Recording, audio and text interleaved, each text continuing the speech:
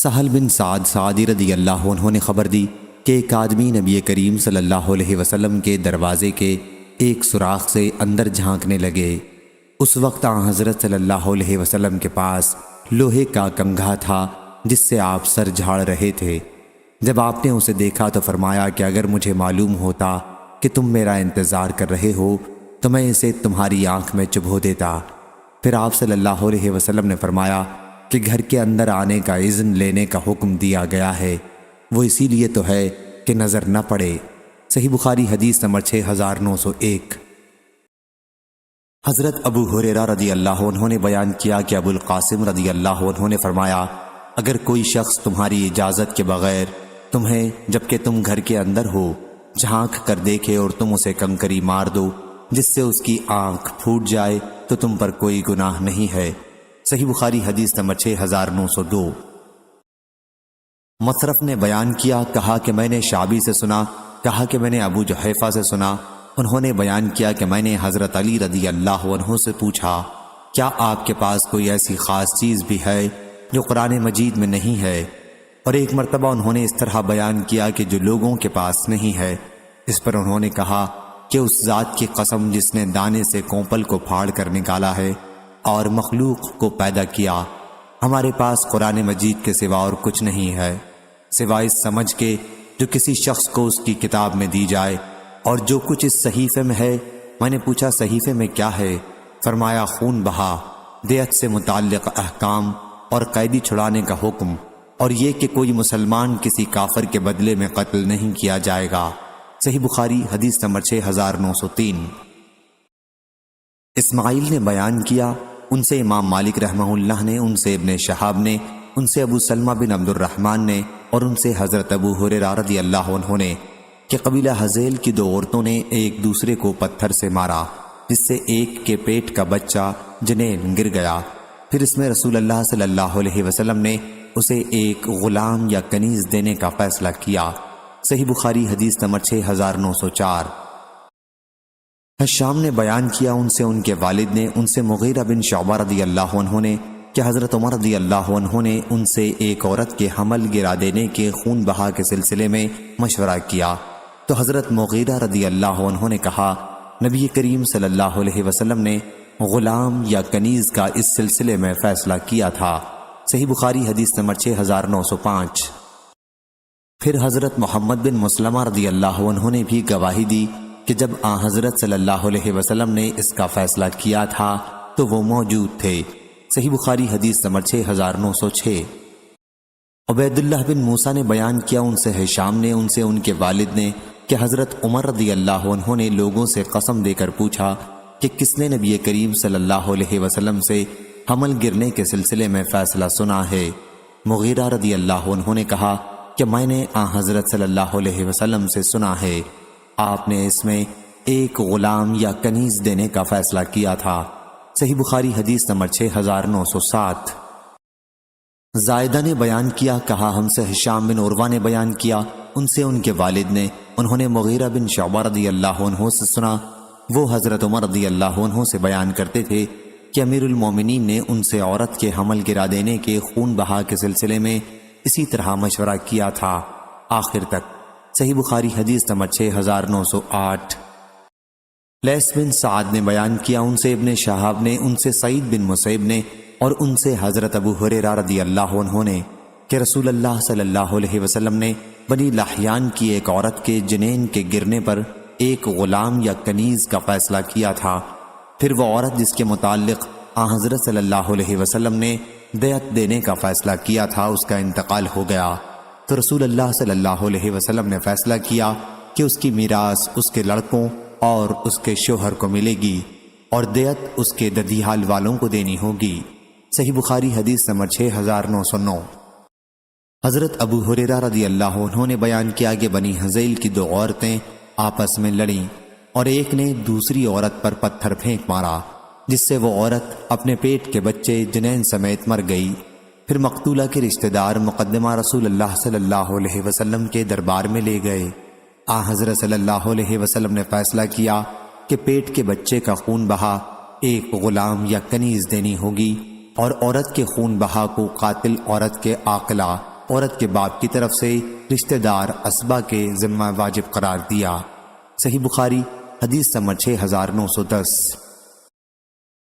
حضرت انس رضی اللہ عنہ نے بیان کیا کہ جب رسول اللہ صلی اللہ علیہ وسلم مدینہ تشریف لائے تو حضرت طلحہ رضی اللہ عنہ میرا ہاتھ پکڑ کر حضرت صلی اللہ علیہ وسلم کے پاس لائے اور کہا، یا رسول اللہ صلی اللہ علیہ وسلم، انس سمجھدار لڑکا ہے اور یہ آپ کی خدمت کرے گا۔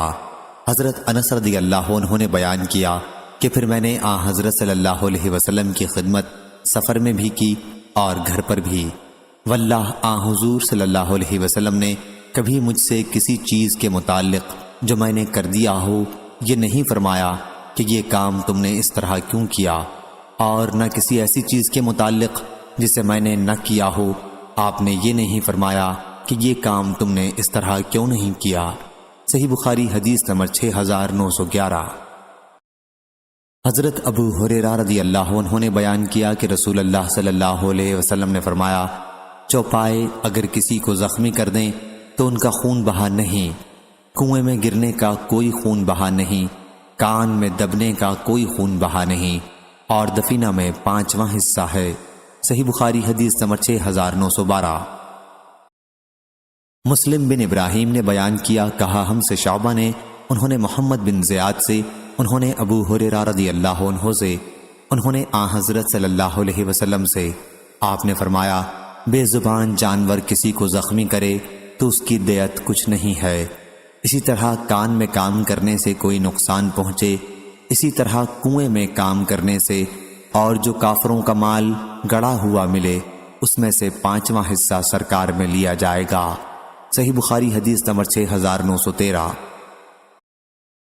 قیس بن حفص نے بیان کیا، کہا ہم سے عبد الواحد بن زیاد نے، کہا ہم سے حسن بن عمرو فقیمی نے، کہا ہم سے مجاہد نے، انہوں نے عبداللہ بن عمرو رضی اللہ عنہ سے، انہوں نے حضرت صلی اللہ علیہ وسلم سے، آپ نے فرمایا، جو شخص ایسی جان کو مار ڈالے جس سے عہد کر چکا ہو، اس کی امان دے چکا ہو، جیسے زمین کافر کو، تو وہ جنت کی خوشبو بھی نہ سونگھے گا، چاہے جائے کہ اس میں داخل ہو، حالانکہ بہشت کی خوشبو 40 برس کی راہ سے معلوم ہوتی ہے۔ صحیح بخاری حدیث نمبر 6914۔ مطرف بن طریف نے بیان کیا، کہا میں نے عامر شعبی سے سنا، وہ بیان کرتے تھے، میں نے ابو جحیفہ سے سنا، انہوں نے کہا، میں نے علی رضی اللہ عنہ سے پوچھا، کیا تمہارے پاس اور بھی کچھ آیتیں یا صورتیں ہیں جو اس قرآن میں نہیں ہیں، یعنی مشہور مصحف میں؟ اور کبھی سفیان بن عینہ نے یوں کہا، جو عام لوگوں کے پاس نہیں ہے۔ حضرت علی رضی اللہ عنہ نے کہا، قسم اس خدا کی جس نے دانہ چیر کر اگایا اور جان کو پیدا کیا، ہمارے پاس اس قرآن کے سوا اور کچھ نہیں ہے، البتہ ایک سمجھ ہے جو اللہ تعالیٰ اپنی کتاب کی جس کو چاہتا ہے عنایت فرماتا ہے، اور وہ جو اس ورق میں لکھا ہوا ہے۔ ابو جحیفہ نے کہا، اس ورق میں کیا لکھا ہے؟ انہوں نے کہا، دیت اور قیدی چھڑانے کے احکام، اور یہ مسئلہ کہ مسلمان کافر کے بدلے قتل نہ کیا جائے۔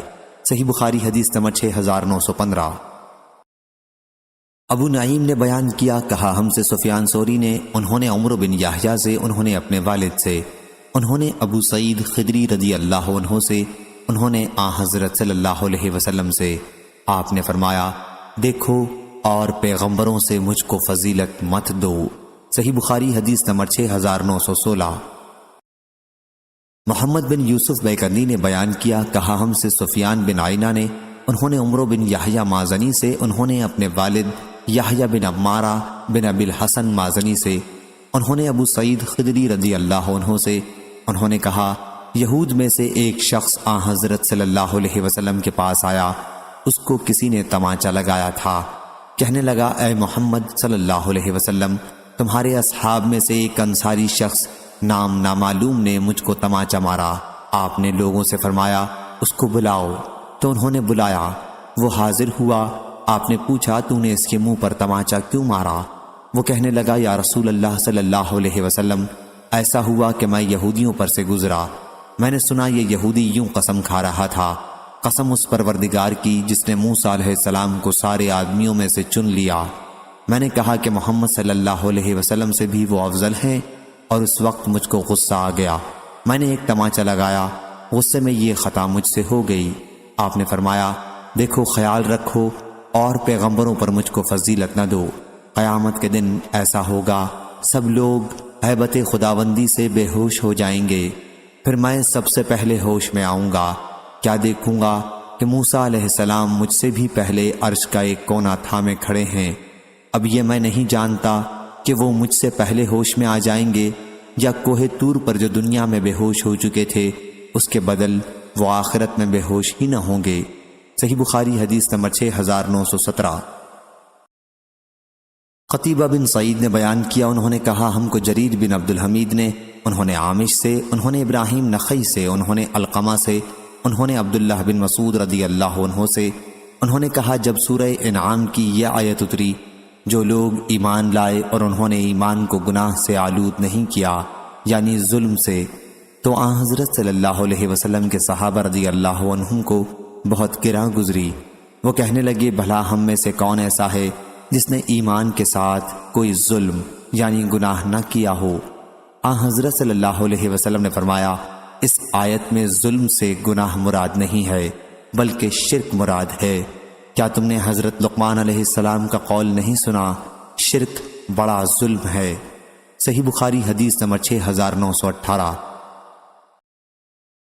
عبد الرحمن بن ابی بکرہ نے بیان کیا، انہوں نے اپنے والد ابو بکرہ رضی اللہ عنہ صحابی سے، انہوں نے کہا کہ حضرت صلی اللہ علیہ وسلم نے فرمایا بڑے سے بڑا گناہ اللہ تعالیٰ کے ساتھ شرک کرنا ہے، اور ماں باپ کو ستانا، ان کی نافرمانی کرنا اور جھوٹی گواہی دینا، جھوٹی گواہی دینا، جھوٹی گواہی دینا، 3 بار یہی فرمایا یا یوں فرمایا، اور جھوٹ بولنا برابر بار بار آپ یہی فرماتے رہے، یہاں تک کہ ہم نے آرزو کی کہ کاش آپ خاموش ہو رہتے۔ صحیح بخاری حدیث نمبر 6919۔ شیبان نحوی نے خبر دی، انہوں نے فراس بن یحییٰ سے، انہوں نے عامر شعبی سے، انہوں نے عبداللہ بن عمرو بن عاص رضی اللہ عنہ سے، انہوں نے کہا ایک گنوار نام نامعلوم حضرت صلی اللہ علیہ وسلم کے پاس آیا، کہنے لگا یا رسول اللہ صلی اللہ علیہ وسلم بڑے بڑے گناہ کون سے ہیں؟ آپ نے فرمایا اللہ کے ساتھ شرک کرنا۔ اس نے پوچھا پھر کون سا گناہ؟ آپ نے فرمایا ماں باپ کو ستانا۔ پوچھا پھر کون سا گناہ؟ آپ نے فرمایا غموس قسم کھانا۔ عبداللہ بن عمرو رضی اللہ عنہ نے کہا میں نے عرض کیا یا رسول اللہ صلی اللہ علیہ وسلم غموس قسم کیا ہے؟ آپ نے فرمایا جان بوجھ کر کسی مسلمان کا مال مار لینے کے لیے جھوٹی قسم کھانا۔ صحیح بخاری حدیث نمبر 6920۔ خلاد بن یحییٰ نے بیان کیا، کہا ہم سے سفیان ثوری نے، انہوں نے منصور اور عامش سے، انہوں نے ابو وائل سے، انہوں نے حضرت عبداللہ بن مسعود رضی اللہ عنہ سے، انہوں نے کہا ایک شخص نام نامعلوم نے عرض کیا یا رسول اللہ صلی اللہ علیہ وسلم ہم نے جو گناہ اسلام لانے سے پہلے جاہلیت کے زمانے میں کیے ہیں کیا ان کا مواخذہ ہم سے ہوگا؟ آپ نے فرمایا جو شخص اسلام کی حالت میں نیک اعمال کرتا رہا اس سے جاہلیت کے گناہوں کا مواخذہ نہ ہوگا، اللہ تعالیٰ معاف کر دے گا، اور جو شخص مسلمان ہو کر بھی برے کام کرتا رہا اس سے دونوں زمانوں کے گناہوں کا مواخذہ ہوگا۔ صحیح بخاری حدیث نمبر 6921۔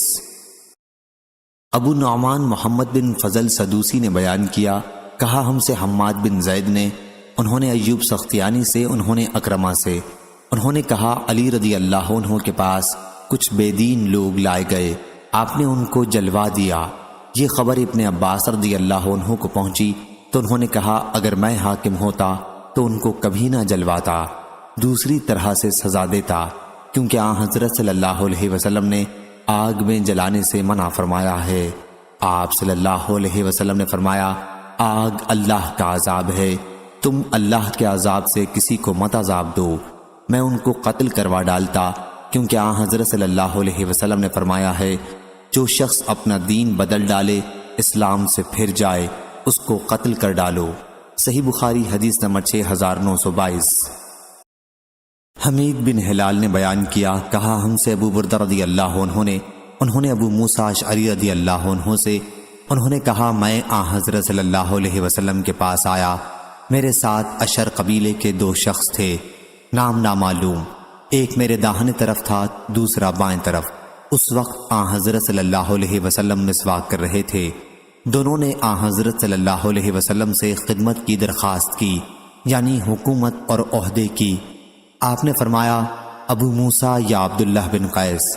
راوی کو شک ہے۔ میں نے اسی وقت عرض کیا یا رسول اللہ صلی اللہ علیہ وسلم، اس پروردگار کی قسم جس نے آپ کو سچا پیغمبر بنا کر بھیجا، انہوں نے اپنے دل کی بات مجھ سے نہیں کہی تھی اور مجھ کو معلوم نہیں تھا کہ یہ دونوں شخص خدمت چاہتے ہیں۔ ابو موسیٰ رضی اللہ عنہ کہتے ہیں جیسے میں اس وقت آپ کی مسواک کو دیکھ رہا ہوں وہ آپ کے ہونٹ کے نیچے اٹھی ہوئی تھی۔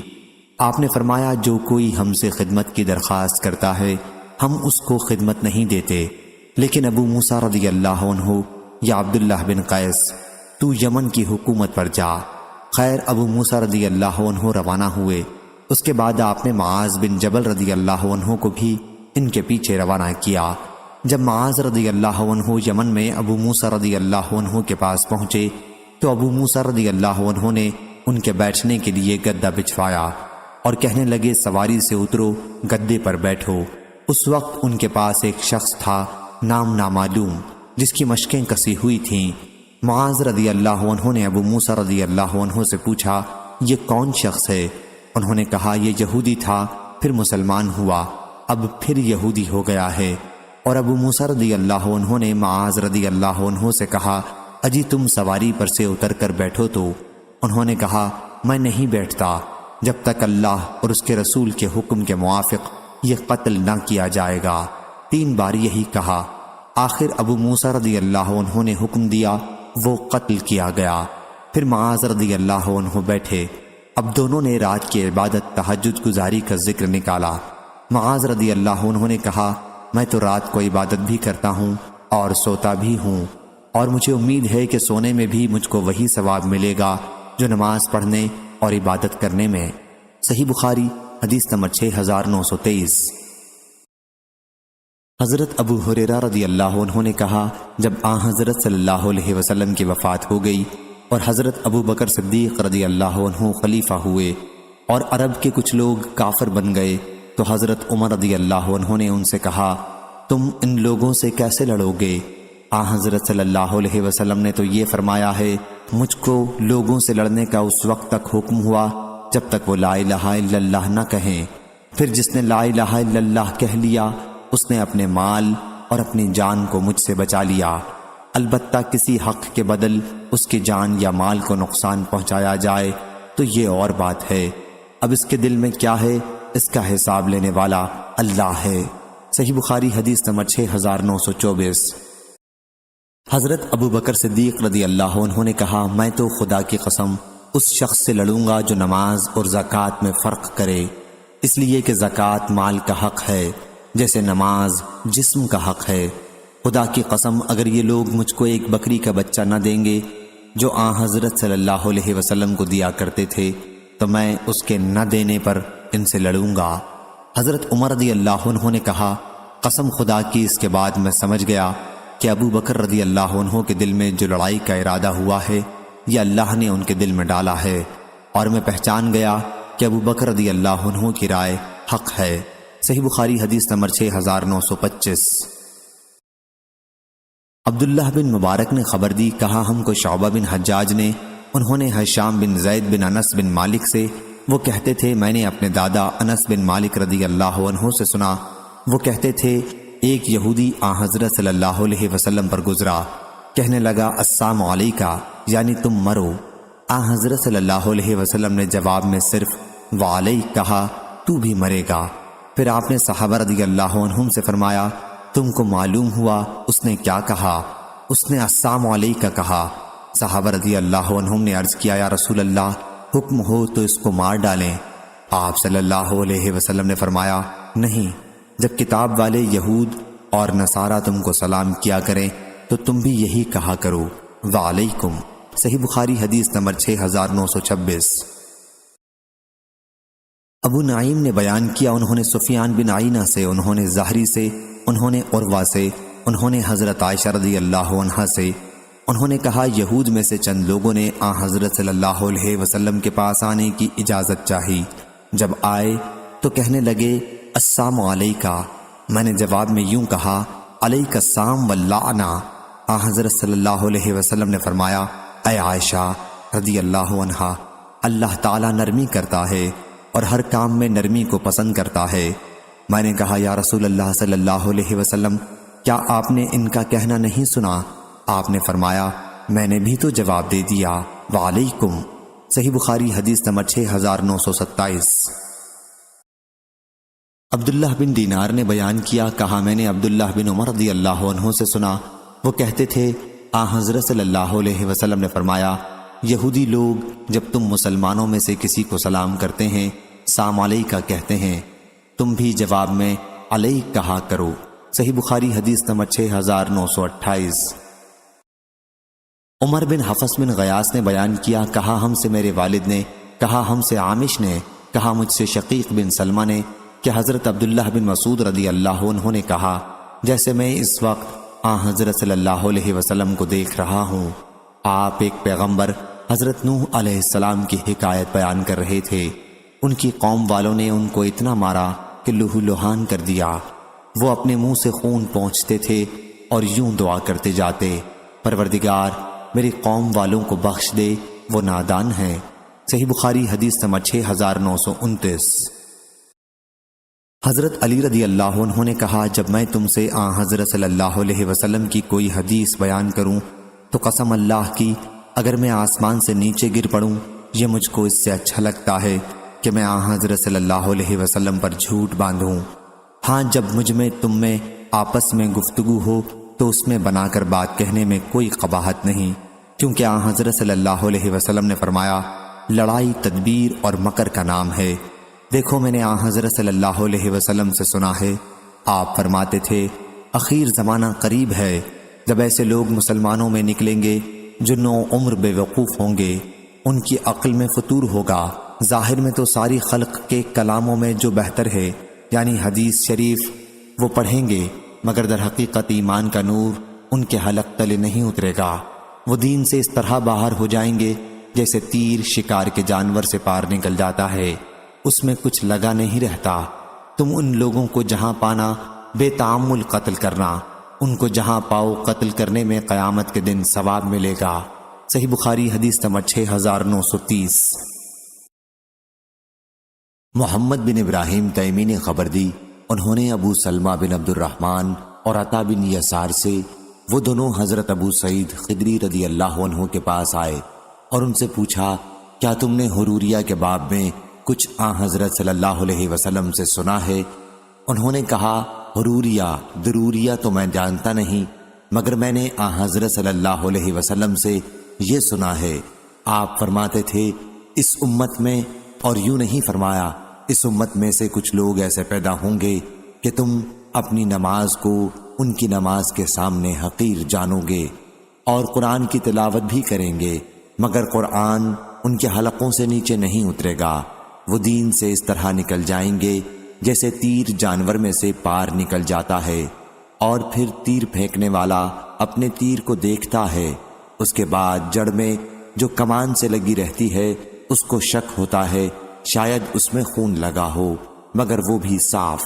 صحیح بخاری حدیث نمبر 6931۔ یحییٰ بن سلیمان نے بیان کیا، کہا مجھ سے ابن وہب نے، کہا مجھ سے عمر بن محمد بن زید بن عبداللہ بن عمر نے، کہا ان سے ان کے والد نے، اور ان سے عبداللہ بن عمر رضی اللہ عنہ نے، اور انہوں نے حروریہ کا ذکر کیا اور کہا کہ نبی کریم صلی اللہ علیہ وسلم نے فرمایا تھا کہ وہ اسلام سے اس طرح باہر ہو جائیں گے جیسے تیر کمان سے باہر ہو جاتا ہے۔ صحیح بخاری حدیث نمبر 6932۔ ابو سعید رضی اللہ عنہ نے بیان کیا کہ نبی کریم صلی اللہ علیہ وسلم تقسیم فرما رہے تھے کہ عبداللہ بن ذی الخویسرہ تمیمی آیا اور کہا یا رسول اللہ صلی اللہ علیہ وسلم انصاف کیجئے۔ حضرت صلی اللہ علیہ وسلم نے فرمایا افسوس اگر میں انصاف نہیں کروں گا تو اور کون کرے گا؟ اس پر حضرت عمر بن خطاب رضی اللہ عنہ نے کہا مجھے اجازت دیجئے کہ میں اس کی گردن مار دوں۔ حضرت صلی اللہ علیہ وسلم نے فرمایا نہیں، اس کے کچھ ایسے ساتھی ہوں گے کہ ان کی نماز اور روزے کے سامنے تم اپنی نماز اور روزے کو حقیر سمجھو گے، لیکن وہ دین سے اس طرح باہر ہو جائیں گے جس طرح تیر جانور میں سے باہر نکل جاتا ہے۔ تیر کے پر کو دیکھا جائے لیکن اس پر کوئی نشان نہیں، پھر اس پیکان کو دیکھا جائے اور وہاں بھی کوئی نشان نہیں، پھر اس کی باڑ کو دیکھا جائے اور یہاں بھی کوئی نشان نہیں، پھر اس کے لکڑی کو دیکھا جائے اور وہاں بھی کوئی نشان نہیں، کیونکہ وہ جانور کے جسم پر تیر چلایا گیا تھا۔ لید، گوبر اور خون سب سے آگے بے داغ نکل گیا۔ اسی طرح وہ لوگ اسلام سے صاف نکل جائیں گے۔ ان کی نشانی ایک مرد ہوگا جس کا ایک ہاتھ عورت کی چھاتی کی طرح، یا یوں فرمایا کہ گوشت کے تھل تھل کرتے لوتھڑے کی طرح ہوگا۔ یہ لوگ مسلمانوں کے پھوٹ کے زمانے میں پیدا ہوں گے۔ حضرت ابو سعید خدری رضی اللہ عنہ نے کہا کہ میں گواہی دیتا ہوں کہ میں نے یہ حدیث نبی کریم صلی اللہ علیہ وسلم سے سنی ہے، اور میں گواہی دیتا ہوں کہ حضرت علی رضی اللہ عنہ نے نہروان میں ان سے جنگ کی تھی، اور میں اس جنگ میں ان کے ساتھ تھا، اور ان کے پاس ان لوگوں کے ایک شخص کو قیدی بنا کر لایا گیا تو اس میں وہی تمام چیزیں تھیں جو نبی کریم صلی اللہ علیہ وسلم نے بیان فرمائی تھیں۔ راوی نے بیان کیا کہ پھر قرآن مجید کی یہ آیت نازل ہوئی کہ ان میں سے بعض وہ ہیں جو آپ کے صدقات کی تقسیم میں عیب پکڑتے ہیں۔ صحیح بخاری حدیث نمبر 6933۔ یسیر بن عمرو نے بیان کیا کہ میں نے سہل بن حنیف بدری صحابی رضی اللہ عنہ سے پوچھا، کیا تم نے نبی کریم صلی اللہ علیہ وسلم کو خوارج کے سلسلے میں کچھ فرماتے ہوئے سنا ہے؟ انہوں نے بیان کیا کہ میں نے حضرت صلی اللہ علیہ وسلم کو یہ کہتے سنا ہے، اور آپ نے عراق کی طرف ہاتھ سے اشارہ فرمایا تھا کہ ادھر سے ایک جماعت نکلے گی، یہ لوگ قرآن مجید پڑھیں گے لیکن قرآن مجید ان کے حلقوں سے نیچے نہیں اترے گا۔ وہ اسلام سے اس طرح باہر ہو جائیں گے جیسے تیر شکار کے جانور سے باہر نکل جاتا ہے۔ صحیح بخاری حدیث نمبر 6934۔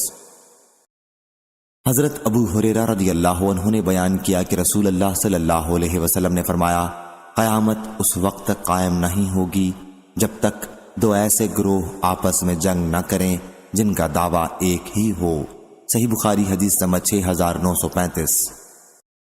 عبد الرحمن بن عبد القاری نے خبر دی، ان دونوں نے حضرت عمر بن خطاب رضی اللہ عنہ سے سنا۔ انہوں نے بیان کیا کہ میں نے ہشام بن حکیم رضی اللہ عنہ کو نبی کریم صلی اللہ علیہ وسلم کی زندگی میں سورۃ الفرقان پڑھتے سنا۔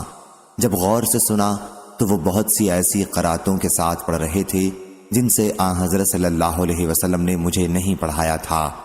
قریب تھا کہ نماز ہی میں سان پر حملہ کر دیتا، لیکن میں نے انتظار کیا، اور جب انہوں نے سلام پھیرا تو ان کی چادر سے، یا انہوں نے یہ کہا اپنی چادر سے، میں نے ان کی گردن میں پھندا ڈال دیا اور ان سے پوچھا کہ اس طرح تمہیں کس نے پڑھایا ہے؟ انہوں نے کہا کہ مجھے اس طرح رسول اللہ صلی اللہ علیہ وسلم نے پڑھایا ہے۔ میں نے ان سے کہا کہ جھوٹ بولتے ہو، واللہ یہ صورت مجھے بھی حضرت صلی اللہ علیہ وسلم نے پڑھائی ہے جو میں نے تمہیں ابھی پڑھتے سنا ہے۔ چنانچہ میں انہیں کھینچتا ہوا حضرت صلی اللہ علیہ وسلم کے پاس لایا اور عرض کیا، یا رسول اللہ صلی اللہ علیہ وسلم، میں نے اسے سورۃ الفرقان اور طرح پر پڑھتے سنا ہے جس طرح آپ نے مجھے نہیں پڑھائی تھی۔ آپ نے مجھے بھی سورۃ الفرقان پڑھائی ہے۔ حضرت صلی اللہ علیہ وسلم نے فرمایا کہ عمر رضی اللہ عنہ انہیں چھوڑ دو، ہشام سورت پڑھو۔ انہوں نے اسی طرح پڑھ کر سنایا جس طرح میں نے انہیں پڑھتے سنا تھا۔ حضرت صلی اللہ علیہ وسلم نے اس پر فرمایا کہ اسی طرح نازل ہوئی تھی۔ پھر حضرت صلی اللہ علیہ وسلم نے فرمایا، اب عمر رضی اللہ عنہ تم پڑھو۔ میں نے پڑھا تو آپ نے فرمایا کہ اسی طرح نازل ہوئی تھی۔ پھر فرمایا، یہ قرآن 7 قرأتوں میں نازل ہوا ہے، پس تمہیں جس طرح آسانی ہو پڑھو۔ صحیح بخاری حدیث نمبر 6936۔ حضرت عبداللہ بن مسعود رضی اللہ عنہ نے بیان کیا کہ جب یہ آیت نازل ہوئی، وہ لوگ جو ایمان لے آئے اور اپنے ایمان کے ساتھ ظلم کو نہیں ملایا، تو صحابہ رضی اللہ عنہم کو یہ معاملہ بہت مشکل نظر آیا، اور انہوں نے کہا، ہم میں کون ہوگا جو ظلم نہ کرتا ہو؟ حضرت صلی اللہ علیہ وسلم نے فرمایا کہ اس کا مطلب وہ نہیں ہے جو تم سمجھتے ہو، بلکہ یہ مطلب حضرت لقمان علیہ السلام کے اس ارشاد میں ہے جو انہوں نے اپنے لڑکے سے کہا تھا، کیا اے بیٹے، اللہ کے ساتھ کسی کو شریک نہ ٹھہرانا، بلا شبہ شرک کرنا بہت بڑا ظلم ہے۔ صحیح بخاری حدیث نمبر 6937۔ عتبان بن مالک رضی اللہ عنہ نے بیان کیا، صبح کے وقت نبی کریم صلی اللہ علیہ وسلم میرے یہاں تشریف لائے۔ پھر ایک صاحب نے پوچھا کہ مالک بن دخشن کہاں ہیں؟ ہمارے قبیلے کے ایک شخص نے جواب دیا کہ وہ منافق ہے، اللہ اور اس کے رسول سے اسے محبت نہیں ہے۔ حضرت صلی اللہ علیہ وسلم نے اس پر فرمایا، کیا تم ایسا نہیں سمجھتے کہ وہ کلمہ لا الہ الا اللہ کا اقرار کرتا ہے اور اس کا مقصد اس سے اللہ کی رضا ہے؟ اس صحابی نے کہا کہ ہاں یہ تو ہے۔ حضرت صلی اللہ علیہ وسلم نے فرمایا کہ پھر جو بندہ بھی قیامت کے دن اس کلمہ کو لے کر آئے گا، اللہ تعالیٰ اس پر جہنم کو حرام کر دے گا۔ صحیح بخاری حدیث نمبر 6938۔ ابو عوانہ وداح یشکری نے بیان کیا، ان سے حسین بن عبد الرحمن سلمی نے، ان سے فلاں شخص سعید بن عبیدہ نے کہ ابو عبد الرحمن اور حبان بن عطیہ کا آپس میں اختلاف ہوا۔ ابو عبد الرحمن نے حبان سے کہا کہ آپ کو معلوم ہے کہ آپ کے ساتھی خون بہانے میں کس قدر جری ہو گئے ہیں؟ ان کا اشارہ علی رضی اللہ عنہ کی طرف تھا۔ اس پر حبان نے کہا، انہوں نے کیا کیا ہے؟ تیرا باپ نہیں۔ ابو عبد الرحمن نے کہا کہ علی رضی اللہ عنہ کہتے تھے کہ مجھے زبیر اور ابو مرصد رضی اللہ عنہم کو رسول کریم صلی اللہ علیہ وسلم نے بھیجا اور ہم سب گھوڑوں پر سوار تھے۔ حضرت صلی اللہ علیہ وسلم نے فرمایا کہ جاؤ اور جب روضہ خاخ پر پہنچو جو مدینے سے 12 میل کے فاصلے پر ایک جگہ ہے۔ ابو سلمہ نے بیان کیا کہ ابو عوانہ نے خاخ کے بدلے میں حاج کہا ہے، تو وہاں تمہیں ایک عورت سارا نامی ملے گی اور اس کے پاس حاطب بن ابی بلتع کا ایک خط ہے جو مشرکین مکہ کو لکھا گیا ہے، تم وہ خط میرے پاس لاؤ۔ چنانچہ ہم اپنے گھوڑوں پر دوڑے اور ہم نے اسے وہیں پکڑا جہاں حضرت صلی اللہ علیہ وسلم نے بتایا تھا۔ وہ عورت اپنے اونٹ پر سوار جا رہی تھی۔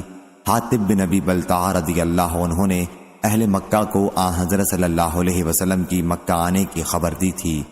ہم نے اس عورت سے کہا کہ تمہارے پاس وہ خط کہاں ہے؟ اس نے کہا کہ میرے پاس تو کوئی خط نہیں ہے۔ ہم نے اس کا اونٹ بٹھا دیا اور اس کے کجاوے کی تلاشی لی، لیکن اس میں کوئی خط نہیں ملا۔ میرے ساتھی نے کہا کہ اس کے پاس کوئی خط معلوم نہیں ہوتا۔ راوی نے بیان کیا کہ ہمیں یقین ہے کہ حضرت صلی اللہ علیہ وسلم نے غلط بات نہیں فرمائی۔ پھر علی رضی اللہ عنہ نے قسم کھائی کہ اس ذات کی قسم جس کی قسم کھائی جاتی ہے، خط نکال دے ورنہ میں تجھے ننگی کر دوں گا۔ اب وہ عورت اپنے نیفے کی طرف جھکی، اس نے ایک چادر کمر پر باندھ رکھی تھی اور خط نکالا۔ اس کے بعد یہ لوگ خط حضرت صلی اللہ علیہ وسلم کے پاس لائے۔ عمر رضی اللہ عنہ نے عرض کیا، یا رسول اللہ صلی اللہ علیہ وسلم، اس نے اللہ اور اس کے رسول اور مسلمانوں کے ساتھ خیانت کی ہے، مجھے اجازت دیجیے کہ میں اس کی گردن مار دوں۔ لیکن حضرت صلی اللہ علیہ وسلم نے فرمایا، حاطب رضی اللہ عنہ، تم نے ایسا کیوں کیا؟ حاطب رضی اللہ عنہ نے کہا، یا رسول اللہ صلی اللہ علیہ وسلم، بھلا کیا مجھ سے یہ ممکن ہے کہ میں اللہ اور اس کے رسول پر ایمان نہ رکھوں؟ میرا مطلب اس خط کے لکھنے سے صرف یہ تھا کہ میرا ایک احسان مکے والوں پر ہو جائے، جس کی وجہ سے میں اپنی جائیداد اور بال بچوں کو ان کے ہاتھ سے بچا لوں۔ بات یہ ہے کہ آپ کے اصحاب رضی اللہ عنہم میں کوئی ایسا نہیں جس کے مکے میں ان کی قوم میں کے ایسے لوگ نہ ہوں جس کی وجہ سے اللہ ان کے بچوں اور جائیداد پر کوئی آفت نہیں آنے دیتا، مگر میرا وہاں کوئی نہیں ہے۔ حضرت صلی اللہ علیہ وسلم نے فرمایا کہ حاطب رضی اللہ عنہ نے سچ کہا ہے، بھلائی کے سوا ان کے بارے میں اور کچھ نہ کہو۔ بیان کیا کہ عمر رضی اللہ عنہ نے دوبارہ کہا کہ یا رسول اللہ صلی اللہ علیہ وسلم، اس نے اللہ اور اس کے رسول اور مومنوں کے ساتھ خیانت کی ہے، مجھے اجازت دیجیے کہ میں اس کی گردن مار دوں۔ حضرت صلی اللہ علیہ وسلم نے فرمایا کہ یہ جنگ بدر میں شریک ہونے والوں میں نہیں ہیں، تمہیں کیا معلوم، اللہ تعالیٰ ان کے اعمال سے واقف تھا۔ اور پھر فرمایا کہ جو چاہو کرو، میں نے جنت تمہارے لیے لکھ دی ہے۔ اس پر عمر رضی اللہ عنہ کی آنکھوں میں خوشی سے آنسو بھر آئے اور عرض کیا، اللہ اور اس کے رسول ہی کو حقیقت کا زیادہ علم ہے۔ ابو عبداللہ حضرت امام بخاری رحمہ اللہ نے کہا کہ خاخ زیادہ صحیح ہے، لیکن ابو عوانہ نے حاج ہی بیان کیا ہے اور لفظ حاج بدلا ہوا ہے۔ یہ ایک جگہ کا نام ہے اور حیثم نے خاق بیان کیا ہے۔ صحیح بخاری حدیث نمبر 6939۔ حضرت ابو ہریرہ رضی اللہ عنہ نے بیان کیا کہ نبی کریم صلی اللہ علیہ وسلم نماز میں دعا کرتے تھے کہ اے اللہ عیاش بن ابی ربیعہ، سلمہ بن ہشام اور ولید بن ولید رضی اللہ عنہم کو نجات دے۔ اے اللہ بے بس مسلمانوں کو نجات دے۔ اے اللہ قبیلہ مضر کے لوگوں کو سختی کے ساتھ پیس ڈال اور ان پر ایسی قحط سالی بھیج جیسی حضرت یوسف علیہ السلام کے زمانے میں آئی تھی۔ صحیح بخاری حدیث نمبر 6940۔ حضرت انس رضی اللہ عنہ نے بیان کیا کہ رسول اللہ صلی اللہ علیہ وسلم نے فرمایا، 3 خصوصیتیں ایسی ہیں کہ جس میں پائی جائیں گی وہ ایمان کی شیرینی پالے گا۔ اول یہ کہ اللہ اور اس کے رسول اسے سب سے زیادہ عزیز ہوں۔ دوسرے یہ کہ وہ کسی شخص سے محبت صرف اللہ ہی کے لیے کرے۔ تیسرے یہ کہ اسے کفر کی طرف لوٹ کر جانا اتنا ناگوار ہو جیسے آگ میں پھینک دیا جانا۔ صحیح بخاری حدیث نمبر 6941۔ سعید بن زید رضی اللہ عنہ نے بیان کیا کہ میں نے اپنے آپ کو اس حال میں پایا کہ اسلام لانے کی وجہ سے مکہ معظمہ میں عمر رضی اللہ عنہ نے مجھے باندھ دیا تھا، اور اب جو کچھ تم نے عثمان رضی اللہ عنہ کے ساتھ کیا ہے، اس پر اگر احد پہاڑ ٹکڑے ٹکڑے ہو جائے تو اسے ایسا ہونا ہی چاہیے۔ صحیح بخاری حدیث نمبر 6942۔ قیس نے بیان کیا، ان سے خباب بن عرط رضی اللہ عنہ نے کہا کہ ہم نے رسول اللہ صلی اللہ علیہ وسلم سے اپنا حال زار بیان کیا۔ حضرت صلی اللہ علیہ وسلم اس وقت کعبے کے سائے میں اپنی چادر پر بیٹھے ہوئے تھے۔ ہم نے عرض کیا، کیوں نہیں آپ ہمارے لیے اللہ تعالیٰ سے مدد مانگتے اور اللہ سے دعا کرتے؟ حضرت صلی اللہ علیہ وسلم نے فرمایا، تم سے پہلے بہت سے نبیوں اور ان پر ایمان لانے والوں کا حال یہ ہوا کہ ان میں سے کسی ایک کو پکڑ لیا جاتا اور گڑھا کھود کر اس میں انہیں ڈال دیا جاتا، پھر آرا لایا جاتا تھا اور ان کے سر پر رکھ کر 2 ٹکڑے کر دیے جاتے اور لوہے کے کنگھے ان کے گوشت اور ہڈیوں میں دھسا دیے جاتے، لیکن یہ آزمائشیں بھی انہیں اپنے دین سے نہیں روک سکتی تھیں۔ اللہ کی قسم، اس اسلام کا کام مکمل ہوگا اور ایک سوار صنعاء سے حضرموت تک اکیلا سفر کرے گا اور اسے اللہ کے سوا اور کسی کا خوف نہیں ہوگا، اور بکریوں پر سوا بھیڑیے کے خوف کے اور کسی لوٹ وغیرہ کا کوئی ڈر نہ ہوگا، لیکن تم لوگ جلدی کرتے ہو۔ صحیح بخاری حدیث نمبر 6943۔ حضرت ابو ہریرہ رضی اللہ عنہ نے بیان کیا کہ ہم مسجد میں تھے کہ رسول اللہ صلی اللہ علیہ وسلم ہمارے پاس تشریف لائے اور فرمایا کہ یہودیوں کے پاس چلو۔ ہم حضرت صلی اللہ علیہ وسلم کے ساتھ روانہ ہوئے، اور جب ہم بیت المدارس کے پاس پہنچے تو حضرت صلی اللہ علیہ وسلم نے انہیں آواز دی، اے قوم یہود، اسلام لاؤ، تم محفوظ ہو جاؤ گے۔ یہودیوں نے کہا، ابو القاسم آپ نے پہنچا دیا۔ حضرت صلی اللہ علیہ وسلم نے فرمایا کہ میرا بھی یہی مقصد ہے۔ پھر آپ نے دوبارہ یہی فرمایا اور یہودیوں نے کہا، ابو القاسم آپ نے پہنچا دیا۔ حضرت صلی اللہ علیہ وسلم نے تیسری مرتبہ یہی فرمایا اور پھر فرمایا، تمہیں معلوم ہونا چاہیے کہ زمین اللہ اور اس کے رسول کی ہے، اور میں تمہیں جلا وطن کرتا ہوں، پس تم میں سے جس کے پاس مال ہو اسے چاہیے کہ جلا وطن ہونے سے پہلے اسے بیچ دے، ورنہ جان لو کہ زمین اللہ اور اس کے رسول کی ہے۔ صحیح بخاری حدیث نمبر 6944۔ امام مالک نے بیان کیا، ان سے عبد الرحمن بن قاسم نے، ان سے ان کے والد نے، اور ان سے یزید بن حارثہ انصاری کے 2 صاحبزادوں عبد الرحمن اور مجمع نے، اور ان سے خنسہ بنت خزام انصاریہ نے کہ ان کے والد نے ان کی شادی کر دی۔ ان کی ایک شادی اس سے پہلے ہو چکی تھی اور اب بیوہ تھیں۔ اس نکاح کو انہوں نے ناپسند کیا اور نبی کریم صلی اللہ علیہ وسلم کی خدمت میں حاضر ہو کر اپنی ناپسندیدگی ظاہر کر دی، تو حضرت صلی اللہ علیہ وسلم نے اس نکاح کو فسخ کر دیا۔ صحیح بخاری حدیث نمبر 6945۔ سفیان نے بیان کیا، ان سے ابن جریج نے، ان سے ابن ابی ملیکہ نے، ان سے ابو عمرہ نے جن کا نام ذکوان ہے، اور ان سے حضرت عائشہ رضی اللہ عنہا نے بیان کیا کہ میں نے عرض کیا، یا رسول اللہ صلی اللہ علیہ وسلم، کیا عورتوں سے ان کے نکاح کے سلسلے میں اجازت لی جائے گی؟ حضرت صلی اللہ علیہ وسلم نے فرمایا ہاں۔ میں نے عرض کیا لیکن کنواری لڑکی سے اگر اجازت لی جائے گی تو وہ شرم کی وجہ سے چپ سادھ لے گی۔ حضرت صلی اللہ علیہ وسلم نے فرمایا کہ اس کی خاموشی ہی اجازت ہے۔ صحیح بخاری حدیث نمبر 6946۔ حماد بن زید نے بیان کیا ان سے عمرو بن دینار نے اور ان سے حضرت جابر رضی اللہ عنہ نے کہ ایک انصاری صحابی نے کسی غلام کو مدبر بنایا اور ان کے پاس اس کے سوا اور کوئی مال نہیں تھا۔ رسول اللہ صلی اللہ علیہ وسلم کو جب اس کی اطلاع ملی تو دریافت فرمایا اسے مجھ سے کون خریدے گا؟